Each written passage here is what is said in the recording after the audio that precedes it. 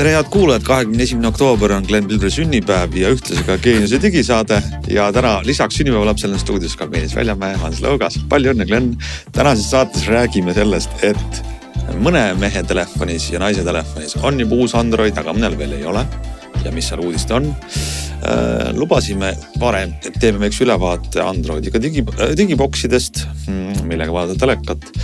Ja tulemas on ju talvehooaeg, lõppemas on rattasõiduhooaeg, kus on GoProga hea filmida ja räägime selle pärast uutest GoProdest. No nii, hakkame saatega vihta, Glen, kus on tort ja küünlad? Kas te ei näe, meie ümber kõikjal on. Ma just mõtlesin, ennem saadet ma ütlesin 2 sekundit ennem öelda Hansule, et ärme sellest faktist, vaikime selle maha ja ilmselgelt ma ei pidanud seda ütlema, sest muidu poleks keegi seda teadnud. Aga nüüd olen ma sattunud tähelepanu keskpunkti kahjuks ja proovin siit siis kuidagi ära vingerdada.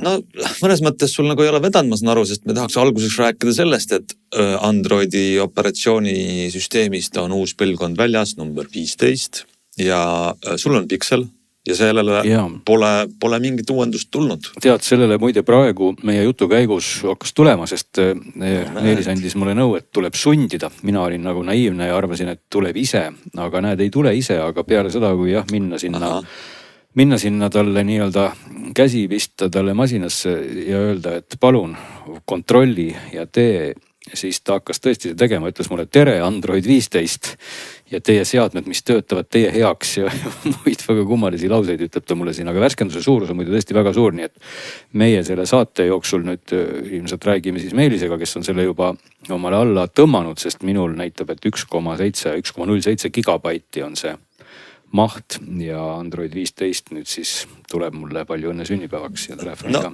See on tõesti päris kobakas uuendus. Meelis, sina oled selle siis ära tõmmanud ja mitte ainult vaadanud kokkuvõtet, vaid ka oma käe pealt testinud. Oled sa märganud, mis 15 uut on? Mõtlesin, et ma olen korraks proovinud ning uuendasin ära ja natuke näppisin, aga väga palju põhjaliku tutvuda ei jõudnud, aga tegelikult ega seal nagu väga palju tutvuda ei ole, sest et kõik operatsioonisüsteemid, nii iOS 18 kui Android 15 on ikkagi nii valmis saanud, et muudatused on minimaalsed ja isegi mitte enam väga kosmeetilised, et need ajad, kus toodi uuendustega väga suuri muudatusi ja lisaks veel väga suuri välimuse muudatusi, need on ilmselt praeguseks suhteliselt nagu minevik, et kõik on telefonid on valmis saanud, operatsioonisüsteemid samamoodi. Aga 3 asja, mis nagu on võib-olla sellised, seal tegelikult väga palju nagu pisikesi muudatusi, mis võib-olla enamus inimesteks on olulised või siis ei paista üldse silma, aga esimene asi on parem turvalisus ja ma ei oska öelda või parem vargakindlus ja ma ei tea, kuidas sellele selles mõttes läheneda. Need on sellised asjad, mida sa ei tea, kas need töötavad hästi seni, kuni midagi ei juhtu, eks ole. Tead, aga me võimegi nii teha, et kuna mul on siin ees praegu nimekiri, mida mulle siis Pixel loeb ette, ma saan kohe küsida Meelis sinu käest, kas sa kiidad selle heaks või vaidled vastu. Ta ütleb, et esimene uuendus on privaatne ruum, kus ma saan hoida oma äppe. Ja saad oma Tinderi äppe hoida või näiteks panga äppe või tegelikult ma tean, et osad inimesed teevad ka seda, et nad kasutavad selliseid asju näiteks siis tööäppide ja isiklike äppide eraldi hoidmiseks, et tööäppid on seal peidus, eks ole, või nüüd ära pandud. Kas te teate, kas see võimaldab ka nii-öelda kloonida, et näiteks mul on Gmailist 2 eraldi äppi või? Sa saad teha, selles mõttes sa peab olema kas teine Google'i konto või 2 korda sama Google'i kontoga eraldi sisse logida, ta on nagu virtuaalmasin põhimõtteliselt, eks ole siis. Teine punkt kohe või tahad sa veel midagi lisada? Ja ma tahtsin seda öelda, et tegelikult see ei ole nagu selles mõttes uus asi mõne kasutaja jaoks, sest et Samsungil ja näiteks ka Honoril ja vanasti Huawei'l on see olnud olemas aastaid, aga nüüd ta tuleb siis kõigile Androidiga seadmede Pixeli peale seda varem olnud, eks ole. Varguse vastane kaitse lukustab teie seadme kohe varguse korral. Kuidas see käib, Meelis?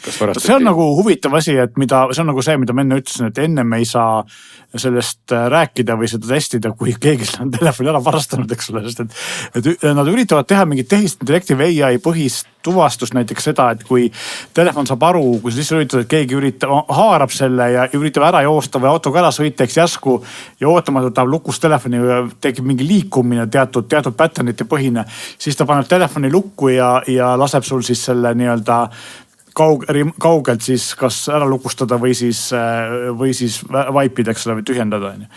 Ja lisaks on siis see, et kui SIM-kaart eemaldada, siis vist küsitakse koode ja muid selliseid asju, nii et kui Find My Device või leia mu seade, et tahetakse välja lülitada, seda ei saa ilma nagu lisaautentimiseta välja lülitada, selliseid. Meenutab natuke nagu Apple'i sellist mustrist tegelikult. Sest Apple on tegelikult nagu üsna ees selliste turvalisuse või varga vastaste asjadega, eks ole, et Android üritab järgi tulla.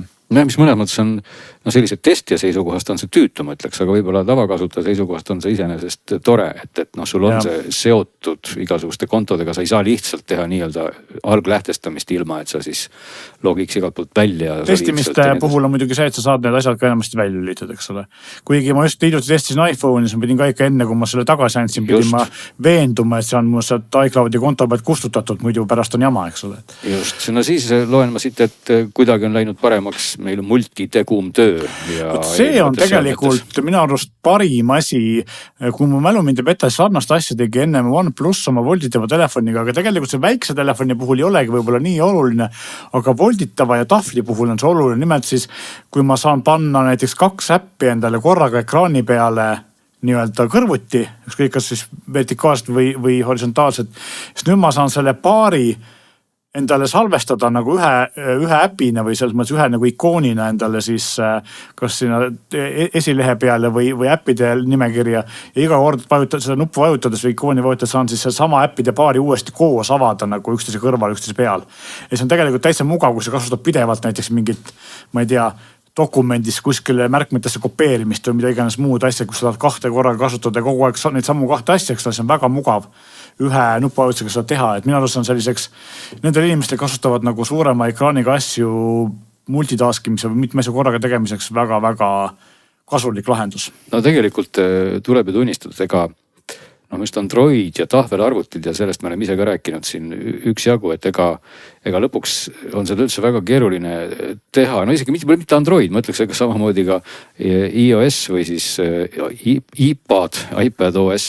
Ehk et tahvelite peal on see igasugune multitegum ja kõik muu kippunud alati olema selline, et justkui on seal olemas, aga ta nõuab mingisuguseid viipeid ja hoidmisi ja pikalt puudutamisega ja ta ei ole nagu lihtsalt nii kasutajasõbralik, et tegelikult juba aastaid on ju vist, ma arvan, kõik meie telefonid võimaldavad kuidagi mingisuguseid aknakesi kusagile panna või midagi pooleks nihutada, aga väga paljud inimesed lihtsalt ei tea seda ja ma arvan, väga vähesed inimesed kasutavad telefoni ekraanil sellist multitegumit, et tahvli peal on ta ilmselt rohkem asi ja võib-olla volditava telefoni puhul, mis on siis nagu olemuslikult tahvel, on ta ka asi, aga eeldus on ainult, et inimene teab, kuidas ta seda kasutab, teab, mis nipiga sealt saab selle teise akna kuskilt välja sikutada. Mis sul seal veel kirjas on? Mul on võimalusi rakendusi arhiivida ruumi säästmiseks ja samas ka oma andmete säilitamiseks. Ja see on nagu minu jaoks selline asi, et kui mul ei ole mingit äppi vaja, et ma lasen selle maha, et võib-olla mõned inimesed tahavad seda uuesti tagasi panna, nii et kõik asjad alles oleks nagu vanasti. Minu jaoks ei ole nagu oluline omadus, aga võib-olla see mõne jaoks on. Ja ega siis nimekirja ausutades saab läbi. Ongi üks punkt, et midagi on siis tehtud ka süsteemis navigeerimisega, et mingi uus tagasiliikumisliigutuste eelvaade on. No see on sarnane iOS-ile, kuigi mulle see iOS tagasiliikumine kohe üldse ei meeldinud, kui ma seda testisin, aga see on puhtalt maitse asi, kuidas keegi harjunud on. Ja mis see siis endast kujutab? See on see, et kui sa tead, et kui sa lähed nagu niimoodi külje pealt lükkad ühte või teistpidi, kus tekib see noolek, eks ole, siis noolekese juures ta näitab nagu seda eelmist lehte, et kui sa noolekest edasi lükkad, siis kuhu ta läheb, et sa näed nagu, mis seal allpool on või nagu mis seal all peidus on, eks ole, et kas seda vaja on, minu jaoks ei ole, võib-olla kellegi jaoks on, aga ja minu nimekiri sai siinkohal läbi, et ilmselt on see nimekiri kusagil veebis veel pikem, aga ja siin on mõned asjad, mida ma võin öelda, et näiteks nüüd saab salvestada, kui sa teed ekraani salvestust, salvestad ühte äppi ilma siis selles kui sa näiteks paned selle äppi endale taustale, siis ta katkestab salvestamise, paneb pausile ja pärast hakkab uuesti, kui sa äppi uuesti nagu esile tood, ehk siis sa võid teha mingeid teisi asju ja samal ajal pärast edasi salvestada selle äppi tegevust, eks ole. Samuti on ma ei tea, see on mõningaid asju, mis minu arust on nagu ammu olnud, näiteks see, et kolmandate tootjate või arendajate rahakotide tugi NFC maksete puhul, et minu arust Samsungil vähemalt on see on kogu aeg, ma saan valida, kas mul on, kui see pakkus seda rahakotti või see Swedbank, ma saan valida, milline see mul vaikimisi on, et nüüd on see nagu Androidis kuidagi uuesti sees, et võib-olla see vanasti oli see Samsungi puhul nii, et mina olen seda ammu näinud. Et sellised widgetite disain on muutunud ja mõned muud pisiasjad, aga üldiselt need 3, millest me ennem rääkisime, 4 on kõige olulisemad, et muudatusi ei ole tegelikult väga palju. Ja see Android siis nagu võib aru saada, jõuab siis eelkõige pikselitesse, kui nüüd kasutaja küsib. Ja teistes seda ju niimoodi naljalt ei tulegi kohe. No kohe tuleb hunnik uusi telefoni, mille ta kohe peal on, näiteks OnePlus 13 peaks tulema Hiinas vähemalt välja juba isegi vist oktoobris. Motorola kuulutas välja oma beta-programmi, kus Android 15 tuleb. Samsung on sel aastal tegelikult töötavad juba pikalt ja vahepeal pidi isegi beta välja kuulutama, nad leidsid mingid suured vead sealt, mille pärast edasi lükati, et nüüd tuleb ilmselt Samsungile One UI 7 koos Android 15 alles siis jaanuaris, kui tulevad uued mudelid, nii et natuke hiljem kui tavaliselt. Ja. Samsungile tuleb ju ka nii-öelda kogu see pikk rivi vanadele mudelitele tuleb. Ja muidugi, jah. Aga see opsüsteem, ma millegipärast ei näe siin sõna AI ja mingisugust muud sellist erilist Gemini veel sügavamat integreeritust nagu ei ja näitagi. Väga palju nagu AI asju ei tulnud jah, et ilmselt Google'i puhul on see, et kui nad teevad AI-d, nad teevad seda nagu eraldi, selles mõttes, et Pixlitel nad teevad seda nagu nii, nagu niimoodi eraldi ja partneritel nad teevad siis ka kuidagi niimoodi, näiteks Motorola osad telefonid said just Circle to Searchi, samuti said uued Xiaomi telefonid selle nagu täiesti niimoodi eraldi siis kõigis muudest tavalist Androidi, kuna Google nii-öelda annab seda Play service'i update'i kaudu eraldi. Mis Pixlitesse puutus, Pixli telefonid tegelikult saavad eraldi Androidist veel kvartaalselt selliseid nagu feature update'e või feature back'e või siis nagu omaduste uuendusi. Ehk siis tavaliselt need AI asjad tulevad Pixlitele koos nendega. No ütleme selle AI kohta võiks siis öelda, et täna ta on just selline, ta on kuidagi selline konarlik natukene, et nii palju ka selle Pixli kogemuses ma võin öelda, et noh, kas või see sama kõrvaklappide funktsioon, millest meil oli siin juttu, et sa võid ju öelda, et pane näiteks heli valjemaks või pane heli madalamaks, mis käib ka siis läbi selle assistendi või omamoodi läbi AI. Samal ajal, kui sa ütled, et peata minu audio või mängi edasi, seda ta ei suuda teha. Ehk et sa nagu mingisugusel hetkel kuidagi sul tundub juba, et oi kui äge, et ta saab sinust aru ja ta teeb kõiki asju ja siis mingisugusel teisel hetkel sa ütled täiesti sama, ma ei tea, kuidas me ütleme, triviaalse või mis iganes sõna siin kasutada, sellise käsu ja selle peale ütleb see AI sulle täiesti rahulikult, et ma ei tea, hakkame Google'ist otsima, sest ta ei saa mitte midagi aru, mis sa nüüd teha tahad või siis ütleb sulle, et vabandust, et ma ikkagi ei saa sinu seadet kontrollida, kui sa umbes oma küsimuse niimoodi sõnastad, nii et siin nagu sellist arenguruumi tegelikult oleks, et noh, võiks see asi olla kuidagi täpselt see, kui ta juba on, no siis ta juba on, eks ole, et mitte niimoodi, et pool on ja siis pool kuskil. Üks asi, mida ma siin arendajatele dokumendis näen, mis tuli, mis sõltub nüüd pärast tuleviku seadmetest, aga mille see alge on tehtud, on see, et satelliitside tugi, ehk siis nüüd on ilmselt tootjatel lihtsam seda, kui kiibistik toetab arendada, sest Androidil on see nagu tugi juba vaikimisi sisse ehitatud. Aga sinu käest, Glen, ma küsin, kas sinu jaoks võiks olla oluline või potentsiaalselt mõne muusikaga tegeva inimese jaoks võiks olla oluline selline asi, et nüüd on Android 15 tugi virtuaalsetele MIDI 2.0 seadmetele. Palju vähemalt kaimu, kas on oluline või mitte? Noh, tegelikult tahvlite kontekstis võiks olla, sellepärast, et ega iPad ikkagi on olnud väga palju sellepärast just nimelt muusika tegemiseks number 1 seade, et sa saad teda ühendada ja ta standardiseerub siis nende ühendustega. Nii et see on Androidi puhul päris kõva sõna, mina ütleks selles valdkonnas küll. Üks asi, mida ma siin ei näe ja mida oodati ja minu arust siiamaani Androidis ei ole ja iOSis on, mis puudutab heli, on see, et Android teatavasti vaikimisi samplib kõik sisse tuleva välja mineva heli 48 kilobitti peale.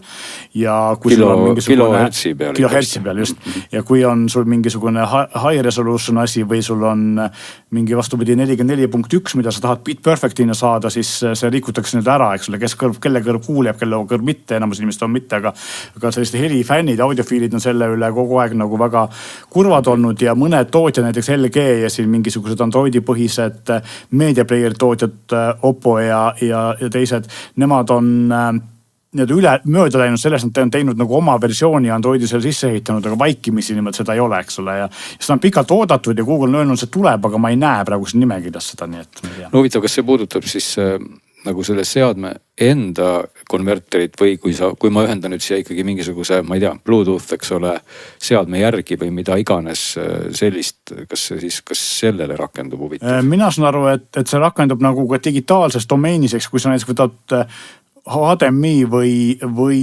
optilise väljundi, mis ei ole analoog, siis ka sellisel juhul. Et ma tean, et näiteks inimeste jaoks on probleem see, et kui mul on AirPlay versus Chromecast, siis juhtub see, et kui sa esitad CD kvaliteedis muusikat, mis on 44,1 ja see muundatakse 48 peale, siis audiofännide puhul on see suur nõu, et nüüd tuleb Androidi kannata kasutada selle pärast. No see muidugi, põhimõtteliselt on see arusaadav, et ei ole mõtet niisama asjatult neid sampling rate'i konvertida, aga teistpidi võib küll öelda. Kas sa kuuled või ei kuule, eks? Kui sa seda ükskord konverdid, siis sa pigem ei kuule jah, ja võib-olla isegi kui sa 2 korda konverdid ei kuule, et see kõik on ikkagi meie kuulmisdiapasoonist igal juhul üleval pool. Ja Android 15 siis peale kõigile, kellel telefon seda pakub või... Ja telefon isegi ei paku, minge vaadake, kui te tahate seda saada, siis mingi hetkel pakub, aga mitte kohe. Siis tuleb minna sinna süsteemi värskenduste alla ja jõuga seda küsida, vähemalt Pixelite puhul see on nüüd täna nii. Jaa. No nii, Glenn, kas sul on mõlemas käes mõni kaamera, mida sa oled žongleerinud ja sellega filminud, sest et GoPro'l on nüüd, mis mudeli number nüüd juba väljas on, mida on seekord kaks uut GoPro'd? 13-ni on jõudnud rivi, jah. Ma ei teagi, milleni ta jõuab, kuni midagi nagu väga uut jälle muutub, et kas me räägime 100 aasta pärast GoPro's 113 või huvitav. Seda täna on siis 13, jah. Ja 13 Black on tulnud välja, see on siis generatsiooni mõttes siis uus tippmudel ja siis tuli ka välja GoPro, ma ei tea, Hero 4K, seal nagu ei rõhutatagi, et on 13 ja see on siis selline väiksem, 1,5 korda väiksem ja 2 korda odavam ja niisugune nuditum versioon siis tippmudelist. No kuna need iga aasta tõesti tuleb välja juba, meil läheb siin 13 põlvkond nii-öelda, siis ja tegelikult see on niisugune toode, et sa korra kasutad seda aastas mingitel päevadel või ka mõni siis sagedamini, aga võib-olla mitte 365 päeva aastas. Tekib küsimus, et kas need uued põlvkonna uuendused on umbes samas väiksed nagu uus Android või on seal... On jah. Väiksemad veel võib-olla. No nüüd on siis, kuidas öelda, kui võrrelda nüüd seda uut, ütleme siis võtame siis 13 Black versus siis eelmine mudel 12. Tegelikult sellised tehnilised salvestusparameetrid on nagu suuresti samad, et kõik nad teevad või mõlemad teevad 5,3K videot, maksimaalne kaadrisagedus 5,3 puhul on ta 60, 4K puhul on ta 120, 2,7K puhul 240. Sensor peaks olema sama, videoformaat või see küljesuhe, see on siis ka peaaegu ruudukujuline 8:7, mis on ka sama, selles mõttes on üldse väga hea küljesuhe tänapäeval, et kui sa tahad, saad siis püstformaadis videot, eks ole. Kui tahad, saad siis lainurgas, see pildistabilisatsioon ehk et stabiliseerimismootor kaamera sisene, see on ka siis sama põlvkond, Hypersmooth 6.0, fotoosag on samuti sama, 27 megapikslit ja suurusmõõdud põhimõtteliselt identsed, mul ei ole nüüd 12 siia kõrvale panna, aga ma arvan, et nad vist on identsed. Nii et ja, see pool ongi sama.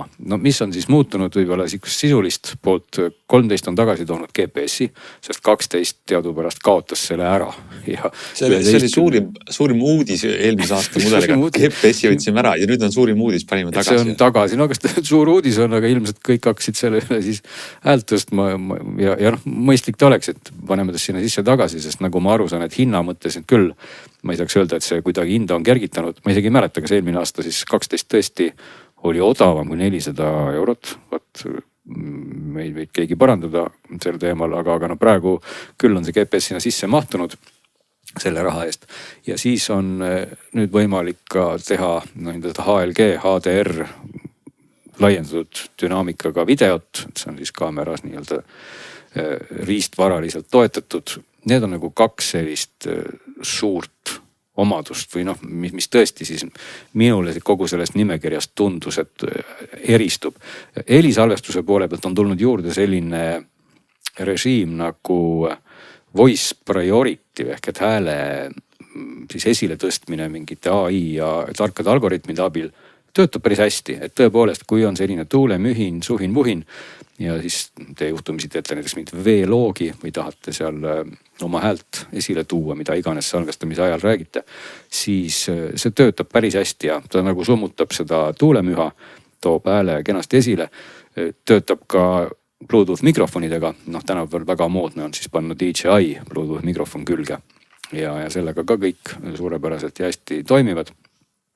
siis kinnituste mõttes, need kinnitustiivakesed on seal all samad, aga sinna saab nüüd nagu lisavarustuse hulgas panna külge sellise, mida ma ei saanud ise proovida, aga see on minu teoreetiline teadmine, sellise nagu magnetkinnituse. Ehk et selle asemel, et siis, et sa keerad need tiivad sinna nagu kruvitava kinnituse külge, mis on selline täitsa standardne ja aastate pikkune lahendus juba olnud, siis nüüd on võimalik ka siia niisugune klõpsatav magnetkinnitus panna, mis siis olemuselt läheb siia keskmisesse nagu augukesse ja siis haarab külje pealt. No see on niisugune lapikult, jääb kaamera sinna peale, aga stabiliseerib selle ära. See tähendab seda, et noh, kui te juhtumisi siis olete selline sarisalvestaja, kellel on näiteks, ma ei tea, see Endli kepp või mis iganes kepp siis salvestamiseks ja siis on veel mingi muu kinnitus, kus siis kaamerat ruttu ümber tõsta, siis see magnetkinnitus tegelikult on päris nutikas vidin, sest sa ei pea siis seda kruvi lahti keerama, saad kohe niimoodi klõpsti ümber tõsta. No siis on tulnud juurde või no on uuendatud, on siis võib-olla õige sõna öelda, objektiivide komplekti, jälle niinimetatud HB objektiivid, mis siis saab selle peamise objektiivi ette keerata. Ja seal on siis ultralainurkobjektiiv, on tulnud makroobjektiiv. Makroobjektiivil saab siis keerata fookust, mida ennem ei olnud, et võimalik on siis võimalikult lähedale minna. Tõsi, jällegi asi, mida ma nüüd isiklikult ei testinud, aga noh, teistpidi natuke üldse, kui niimoodi filosoofilisemalt läheneda, noh, üritab kuidagi GoPro võib-olla kohati juba hakata minu arvates konkureerima nagu mobiilikaameraga või telefoniga, et noh, see makrorežiim tundub mulle küll täpselt nagu selline asi, et noh, kvaliteeti vaadates, olgem ausad, tänase telefoniga sa saad teha tegelikult kvaliteetsemat videot. Noh, tõsi, võib-olla selles hinnaklassis mitte või noh, see on selline noh, niisugune 50-60, eks ole, et noh, kui ma nüüd keeran sellele GoPro'le siis selle makro läätse ette, siis tegelikult kas see konkureerib Moblaga, et noh, kas ma tahan seda nagu kaameraga teha, mul tekiks nagu see küsimus, et minu arust nagu oleks see kaamera just see, et ma olen suusareisil kuskile hüppan peapidi kuskilt nõlvalt alla, et siis ma filmin sellega, et kas ma nüüd mingid putukaid tahan sellega filmida. No igatahes nüüd saab. Et need pooled siis, mis objektiivi puudutab, on uus. Ja nüüd mõtlen, et ega mul vist saabki see nimekiri läbi. Ei, aku on ka muutunud, mis ei ole üldse võib-olla nii hea, kui võiks arvata, et tegelikult aku läks mahukamaks. Ja no aku peab nüüd vastu, no jällegi mul ei ole 12 praegu panna siia kõrvale. Ütlen siis teoreetiliselt umbes 10%, võib-olla isegi vähem. Ja tegelikult kas see nagu rohkem või? Või jah, no selles mõttes, et 10% kauem saad nüüd salvestada võrreldes eelmisega, et eelmise oli 10% vähem. No tegelikult arvestades, et aku on ju füüsiliselt muutunud, siis ma pigem nagu ütleks, et võib-olla need inimesed, kes noh, on sellised sarikasutajad ja tahaks teha upgrade'i näiteks 10 pealt või 11 pealt või 12 pealt, siis nüüd enam seda upgrade'i ei saa teha ilma, et sa ostaks siis uusi akusid ka. Sest et aku nüüd jälle ei sobi, et nüüd on siis see põlvkond toonud jälle uue aku, mis on siis marginaalselt suurem kui eelmine aku. Noh, võib-olla mingil hetkel tuli seda teha ja ilmselt võib arvata, et siis 14 nüüd ei too uut akut, nii et see aku trepiaste on siis nüüd astutud just nimelt selle 13. mudeliga ja kaamera aku vastupidavus, nagu ma ütlesin, jah, on siis natuke suurem ja natukene paremaks on läinud ka tänu sellele paremale nii-öelda soojusjuhtivusele ja optimeeritusele siis ka salvestusaeg kaamera ülekuumenemise tõttu. Ehk et kui siin vanasti lihtsalt võis siis juhtuda, et kaamera seal mingite minutite või 10 minutite jooksul ennast välja lülitas, sest et ta läks lihtsalt liiga kuumaks, siis noh, nüüd ta peab ka vastu umbes võib-olla lausa 20% kauem. Nii et see pool on läinud ka paremaks, et kui te juhtumisi siis väga kuumades oludes tahate filmida väheke pikemalt, siis saab selle uuega teha väheke pikemalt. Ja seal lõpeb see nimekiri nüüd ikkagi suures plaanis ära, kui ma nüüd midagi ära ei unustanud. Nii et ende filtrid ka, GoPro tõi nüüd välja siis oma ende filtrid ka 4 tükki. Need on siis mõeldud eelkõige selleks, et sa tahad saada, ütleme, pikemat säriaega ja siis kui on liiga palju päikest, siis sa seda ju muidu ei saa. Et pead tumendama siis pilti ja noh, see iseenesest on videograafias olnud ju aastaid olemas ja on ka saanud seda GoPro ette lisada, aga nüüd on siis GoPro'l oma filtrikomplekt pakkuda 4-32-ni, ND4, ND8, ND16, ND32 ja muidugi kõik need objektiivi lisandused, mis sinna ette nüüd siis sobituvad. Nüüd on ka selline elektrooniline arusaamisvõimekus, ütleme kaamera 12 ei saanud aru, et kui sa keerasid 12 ette näiteks seal lainurk objektiivis, sa pidid eraldi ütlema seadetest, et nüüd on mul see objektiiv siin ees. 13 nüüd saab ise aru, mille sa sinna ette siis parajasti keerad, et on see siis makro või on see siis lainurk, või ülilainurk, et siis on sul, ei pea enam seadetes seda tegema. Et noh, niimoodi rääkides näed, ma olen päris pikalt rääkinud, järelikult uuendusi nagu on. 11 on, jah. Aga noh, ikkagi, jah. Ma tahaks küsida sult hoopis sellest, mida sa ei rääkinud. Et jah, olgu aeg uuendad GoPro'd, vaatad seda Blacki, aga see, mille nimi on siis GoPro Hero, see pisikene, vaatan, mis kaalub 80 gramm, 86 grammi. Ja ta on väike, ta on tõesti väike, kui nad kõrvuti panna lauale või kätte ja on vahe, on väga suur. Ja teeb 4K videot ja ma saan aru, et ma küll kaotan palju kõigest sellest lisavõimalustest, mis on Blackil, on ju nagu, kas või kaamera on ainult ühes, siis ma ei tea, selles lapikus formaadis ja et ta püstist ei tee, eks. Ja no mis sa kaotad võib-olla kõige rohkem tegelikult on stabilisaator, et kui siis selles suures, ma ütleks minu jaoks tundub see nagu kõige asi, et tõesti see. Aga tal ju on ikkagi stabilisaator. Ei, see on tarkvaraline. See on tarkvaraline, see on telefoni tarkvaraline. Ehk et kaamera lihtsalt saadab siis selle sinna quick appi, mis on telefonis ja telefon teeb stabiliseerimise.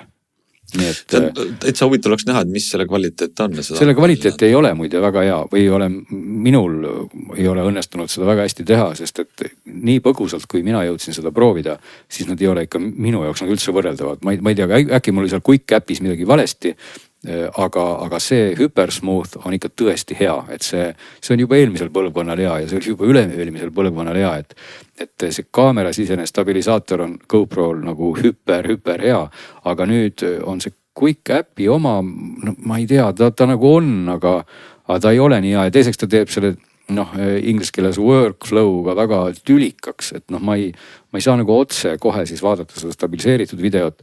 Ta küll reaalajas üritab seda ka kuidagi pusida telefonis, aga juba seal prompt hoiatab, et parem ikka tõmba see footage kohe telefoni. Ja see on nagu tüütu, ma kujutan ette, et kui ma olen suusareisil, mul on seal 50 klippi või siis ma tahan neid kõiki võib-olla stabiliseerida või ennem ma ei pea midagi tegema, aga nüüd ma pean kulutama selleks ikka kõvasti aega, et neid klippe edasi-tagasi sikutada. See on nagu suurim miinus, et muidu resolutsiooni mõttes jah, anda 4K ja 5,3 sealt ei tule. Nii et iseenesest pildi kvaliteedis võib-olla on väike dünaamika on kehvem ja kui sa need üks-ühele paned kõrvuti, sa näed mingit vahet, aga see ei ole drastiline üldse, et kui sa ikkagi viskad paar topeltsaltot, siis kindlasti ei ole see kuidagi, ei jää need viskamata selle pisemaga, ütleme nii. See kõlab oluline erinevus tõesti, sest et on täitsa loogiline, et mul on nagu veidi premium ja piiratuma mudeli vahel, kus ei ole, ütleme, ma ei tea, mingid aegvõtet ja muid lisarežiime, mis seal võimalus on, aga stabilisaator on sellise seikluskaamera puhul nagu baas miinimum. Kui ta seda ei tee korralikult, siis ma ei tea üldse, kas on mõtet sellele asjale. Vale on öelda, et sa seda ju ei tee, eks ole, sa saad tegelikult need asjad ikkagi siis niivõrd stabiilseks, aga jah, et kaamera võiks seda siis teha, ilmselt hoitakse seal just kokku siis nii akut kui protsessori ressurssi, et seda ei tee, sest aegade jooksul lihtsalt ongi need GoPro'd läinud ju suuremaks. Et ma arvan, et kui praegu õnnestuks tõmmata nüüd, kui sa ajaloosahtist välja võib-olla mingisugune GoPro, ma ei tea, number 2, et siis see vist olekski sama suur, kui see praegune 4K. Need GoPro kaamerad ja kõik läheb meil suuremaks ja sellepärast kuidagi alati äratabki tähelepanu, kui tehakse jälle midagi ägedat ja pisikest.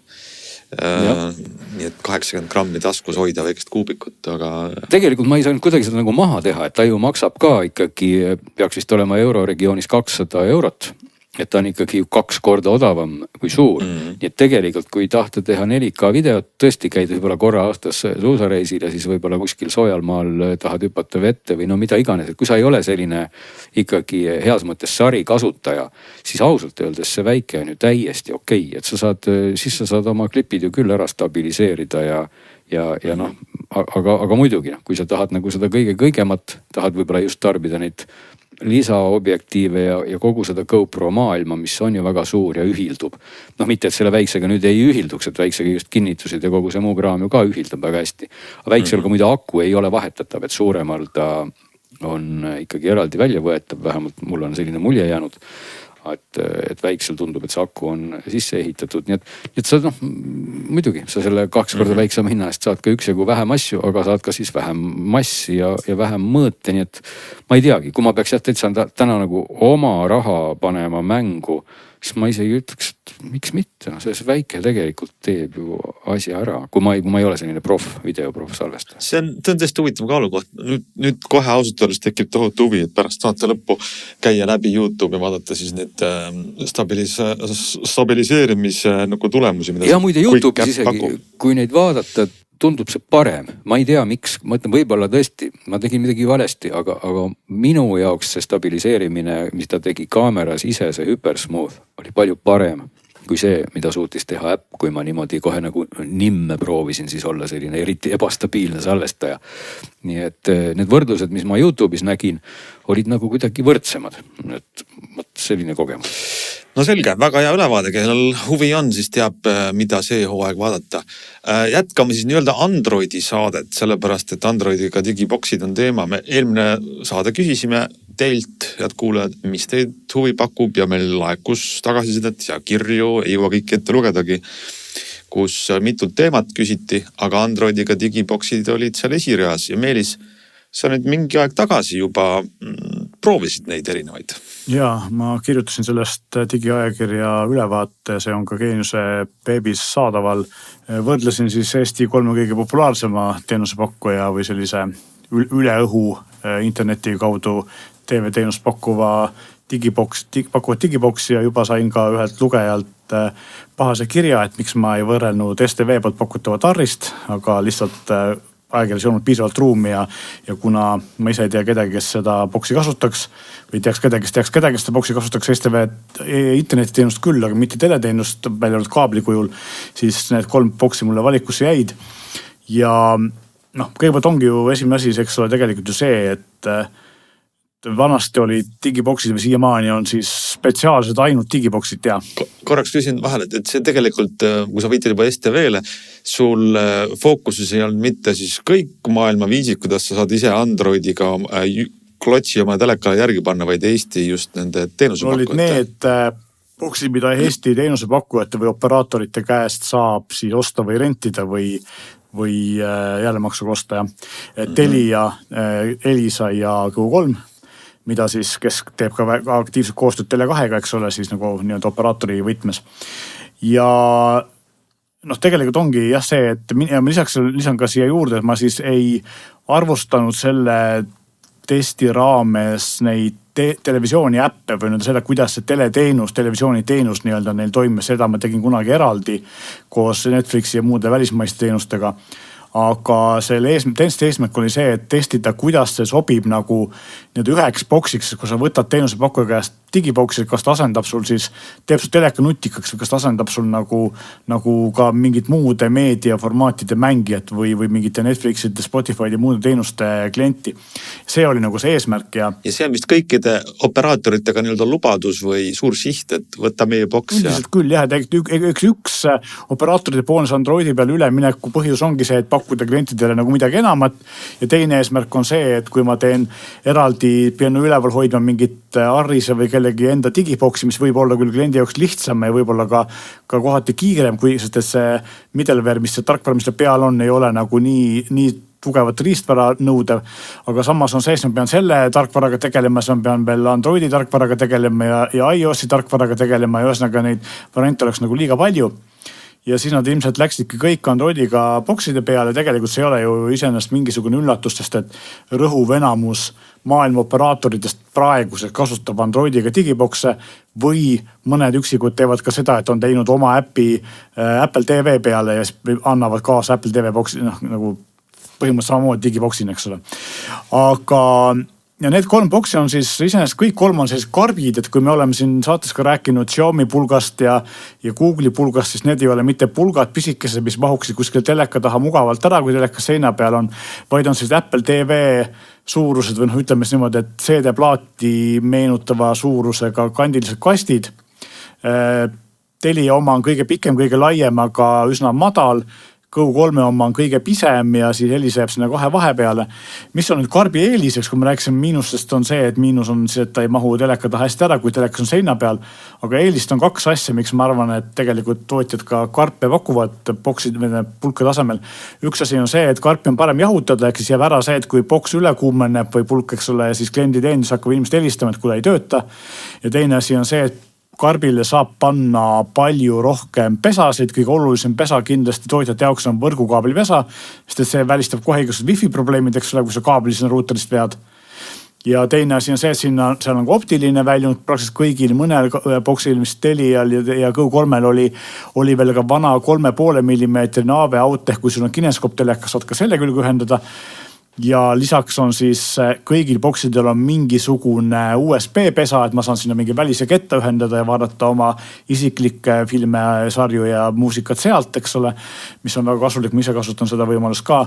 Ja lisaks siis mõnel on ka Telia boksil oli kindlasti, äkki oli Go3-l ka, peaaegu peast ei julge öelda, oli ka mälukaardipesa, nii et selles mõttes pesade arv on nagu parem kui kõigil igasugustel pulkadel, eks.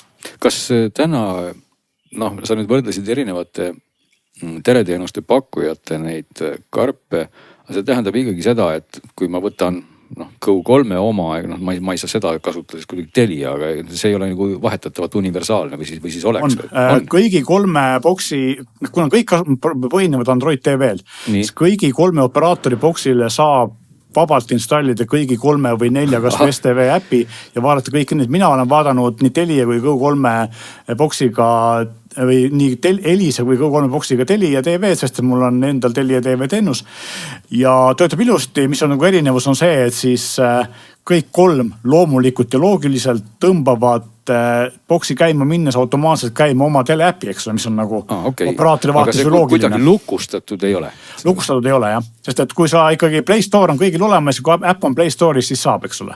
See on väga kihvt, nagu me oleme jõudnud sinna Androidi selle avatud osani, et sa saad neid äppe paigaldada. Aga ma nagu kahtlen nende inimeste vaimses tervises, kes tahavad 3 operaatorisse Eesti telekanalid vaadata, et miks. Küsimus on, kas ma saan vaadata ka Netflixi või mingit nagu ja muud. Siin me nüüd hakkamegi pihta erinevusest ja sellest, et ma võin kohe öelda, et kõigi neist 3 võitis selle testi Elisa. Elisa võitis selle testi väga suures osas selle pärast, et ainus boks, mis toetab Netflixi. Teisi, võib-olla, et on ka mõningad üksikud teised äpid veel, mida ei toeta, aga Netflix on teatavasti selline firma, kes nõuab litsentsitasu maks. Me räägime Android boxid, Netflixi äpp on Androidil olemas. Kuidas siis mõnes boxis Netflixi äpp töötab, teisisi töötab? Netflix töötab samamoodi nagu töötavad näiteks Inglise telekanalite äpid, et neil on olemas whitelist või nii-öelda siis lubatud seadmete list ja kui siin selle lubatud seadmete listis ei ole, siis su äpp seal ei tööta. Sa võid selle sideloadida, see on 2 varianti, kas viskab ette kirja, et sorry, aga selle seadmete puhul ma ei tööta või siis töötab, aga pilt on 480p, eks mingit HD-d sa sealt ei saa. Ehk siis me räägime, et kas sa üldse saad selle seadmele installida Netflixi, mitte, lisaks pead sa ostma muidugi ka siis konto või selle Netflixi tellimus. Kui juba äpp oleks, siis sa saad ka ilmselt tarbida seda. Ja minu nagu loogika oligi siis see, et kuna Netflix on Eestis konkurentsitud kõige populaarsem selline filmi ja sarja vaatamise teenus, siis selleks, et digiteenuse pakkuja boks oleks nii-öelda ainus boks, mis on teleka taga on, eriti kui sul on vanem telekas ja ise ei ole nutitelekas, siis see oli üks asi, mis kohe seda hinnangut mõjutas kõvasti. Netflix on see, et ta nõuab siis, et tootja maksaks lepingu nagu tasu ja lisaks puldile ka Netflixi nupu. Ja need on need 2 nõudmist, mida on vaja teha. STV äpp boks ka muideks ei toeta Netflixi. No samas teistpidi võib ju öelda, eks ole, et ilmselt kui sul on tänane nutiteler, muidugi see ju toetab jällegi, eks ole, et sa ostad siis kohaliku telekanali jaoks selle boksi, et võib-olla me nagu reageerime siin ka üle. Väga paljudel inimestel Eestis ei ole punkt 1 nutitelereid, enamusel inimestel ei ole, aga boks on. Ja teine asi on see, et nutitelerit me teame, me oleme sellest rääkinud, aga sina oled klienditehtides kirjutanud. Väga nutune seis on sellega, kuidas teleritootjad oma tarkvara uuendavad. 5 aastat vana teler võib-olla enam ei mängi sul Netflixi ja YouTube'i ja siis sa pead boksi nagu nii ostma või pulga, eks ole. Pluss on tohutu peavalu, et sul on ühed asjad on ühe pulliga telekast juhitavad, teise pulliga digiboksis. Muideks sinna me kohe jõuame, aga üks asi ongi see, et sellepärast oligi Telia, Elisa oli ainuke. Telia puhul on väga kurioosne asi on see, et et täpselt sama boks natukene erinevate andmetega, veidi erineva puldiga on, aga sama tootja, samad andmetega pult praktiliselt või boks on olemas Telial nii Soomes, Rootsis kui Norras ja seal on Netflix olemas. Eesti Telia millegipärast otsustas, et nemad Netflixist maksta ei taha. Nüüd teise asja me jõuame hinna juurde. Elisa boks. Oota, ma jällegi segan vahele. Kas sa küsisid ka seda Telia käest, on minu esimene küsimus ja teine küsimus on see, et kellele, kes peaks midagi maksma, et ma võib-olla on täitsa amatöör küsimus, et kui mul on täna telefon, mul on seal Netflixi äpp, kas siis telefonitootja maksab kellelegi kogu aeg, et mul oleks äpp seal? Ei, aga teleritootjad maksavad ja samuti boksitootjad ja siis boksitootja muidugi võtta seda oma kulusse, vaid selle maksab kinni boksi telja antud juhul see operaator, eks ole. Ehk et seal kui sul on Nokia boks näiteks, Nokia maksab selle kinni, jah. Sest et sama hästi, kui ma võtaks mingisuguse Chromecasti või mida iganes, ma võin telefonist kaastida oma Netflixi telerisse ju aga see on Netflixi poliitika, nad nõuavad, et puldil oleks nupp ja mingisugune litsenseerimine seal toimub, ma saan aru, et see ei ole väga kallis, aga see on olemas. Aga eriti jabur on jah see, et Telia Eestis seda ei ole teinud, Skandinaavias on teinud. Teine jabur asi on see, et kui me räägime hinnast, siis Elisa boks maksab 139 €, saab võtta ka järelmaksuga. Telia boks maksis müügile tulles 129 €. Praegu on 149 €, aga Netflixi selle raha hästi saa, kuigi ta maksab rohkem. Ja Go3 boks on 99 € ja kõiki neid saab ka siis rentida. Ma ennetan juba Hansu küsimust, kui me vist äppidest selle korras räägime, et sa mainisid Netflixi, et mis seal veel on, eks ole, Disney on meil olemas, Amazon Prime on olemas. Ma ei ole näinud, et ühegi teisega oleks probleeme, see on nagu pigem Netflixi poliitika. Selles mõttes ma küsin nagu pigem niipidi, et kas teistel boksidel või Elisa boksil näiteks Disney on olemas?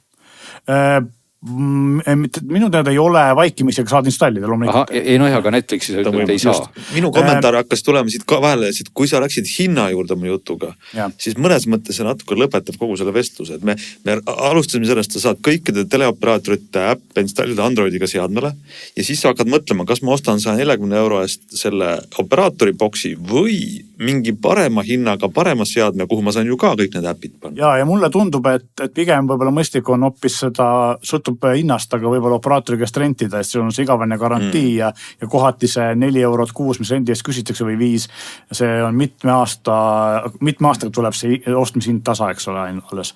Aga kui see turg on nii avatud, et kes mind üldse keelab siis osta seda boksi otse? Keegi ei keela, aga lihtsalt on see, et operaatorid on selle nagu mugavamaks teinud ja loomulikult näiteks Elisa boks on täpselt identne Nokia ehk siis Streamview poolt toode, Austria firma poolt toodet Nokia logoga 8010 numbriga digiboksiga. Pult on natuke erinev ja loomulikult vahe on selles, milline see tarkvara osa seal peal on, sest et seda on kohati natuke muudetud. Hinnad on suhteliselt sarnased, mina julgeks öelda, et hinnad on kõik liiga kallid, kõik need boksid peaksid maksma alla 100 €, sest et turul on ka just. Kõik need boksid on toodetud suurte Hiina tootjate poolt, Go3 boks on Skyworth, Telia boks on STMC ja Elisa boks on SDI Robotics, kõik kolm on sellised väga suured OM tootjad, kes toodavad väga paljudel operatoritel. Kas sina hetkel siis, ma saan aru, sa keskendusid pigem nagu selle boksi võrdlusele, mitte niivõrd selle teleteenuse äpi võrdlusele? Teleteenust ma ei võrranud üldse, sest teleteenust ma olen võrrelnud varem ja oleme siin saates ka varem rääkinud. Ja nii et selles mõttes see, mis pilt avaneb nüüd Elisa nii-öelda kasutusmugavuses versus Telia, seda sa ei vaadanud. Jah, küll on see, et kui me räägime kasutusmugavusest operaatoritest, siis siin on ka erinevus, sest et 3 operaatorist 2 on seda boksi natukene tarkvarraliselt muutnud, ehk siis nii Elisel kui Go3 on oma launcher, ehk siis oma käivitaja.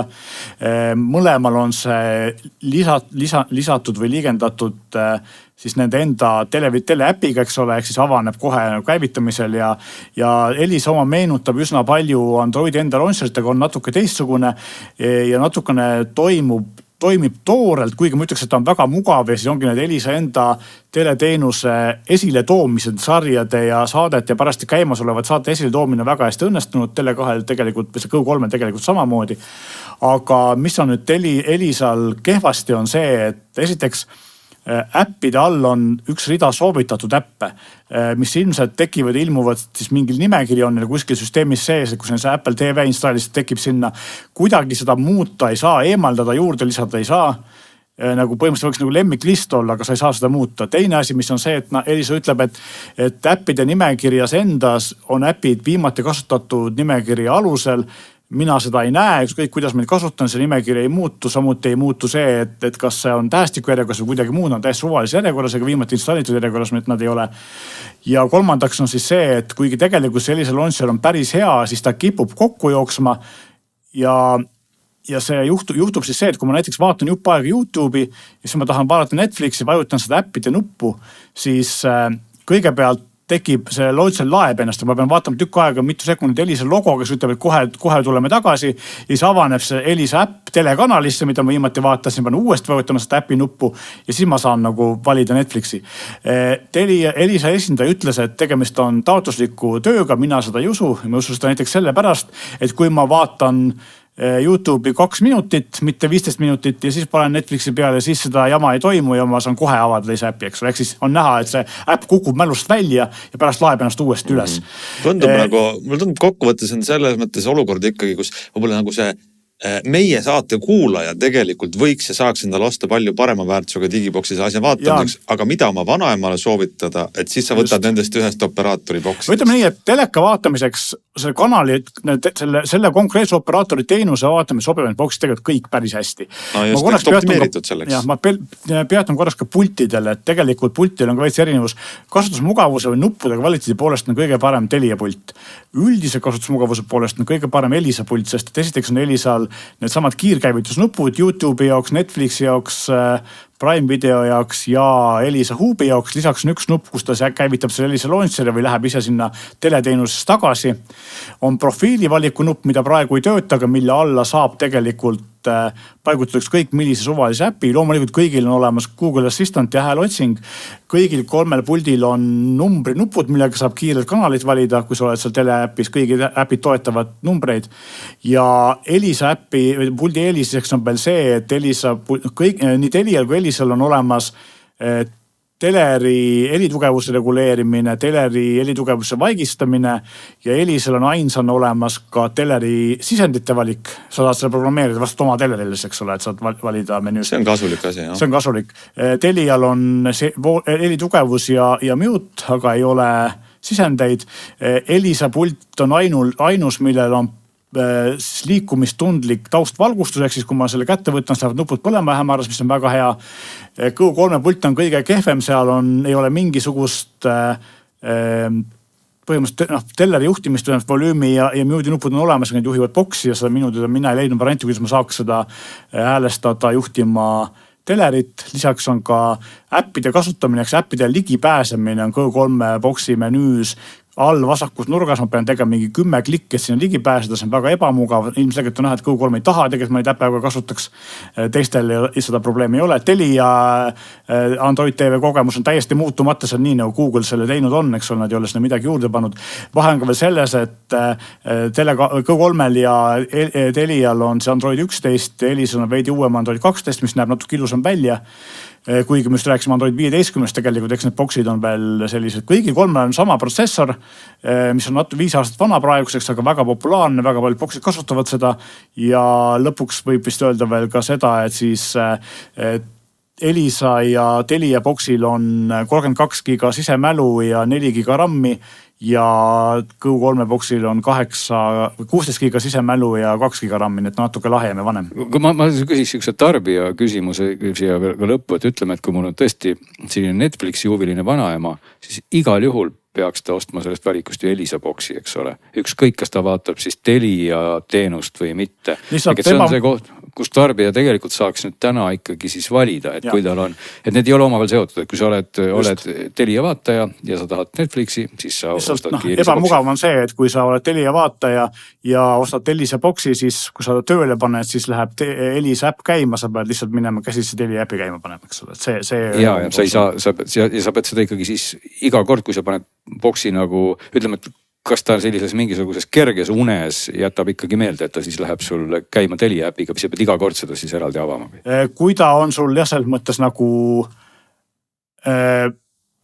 sisse lülitatud, siis ta tõenäoliselt läheb hoopis launcherisse, läheb selle esiekraanile, kus saad äpi valida, et ta ei jäta nagu mängima seda, eks ole. kui ma nüüd jätsin midagi ütlemata, siis kirjutage meile, me räägime veel. Kindlasti. Ma praegu ei oska öelda, mis see rääkimata. Aga ma arvan, et võib-olla ka edaspidi on huvi siis teha see võrdlus, et kui sa ei taha seda operaatori digiboksi, mida siis võtta. Aga täna oli ülevaade selline, meil on veel hulk kirjadelt tulnud, kus te küsite teemade kohta, mis on meil ilusti salves ootamas järgmist saadet. Nii et olge püsige lainel, selline oli siis tänane digisaade. Oleme tagasi teiega juba nädala aja pärast. Ja ma lisan siia veel lõppu, et minul süsteemi värskendus kogu selle tunni jooksul on jõudnud umbes 1/3. Nii et võib-olla siis järgmiseks nädalaks on ka minul Android 15. Minu oma võttis mingi 45 minutit, mis on ikka aeglane.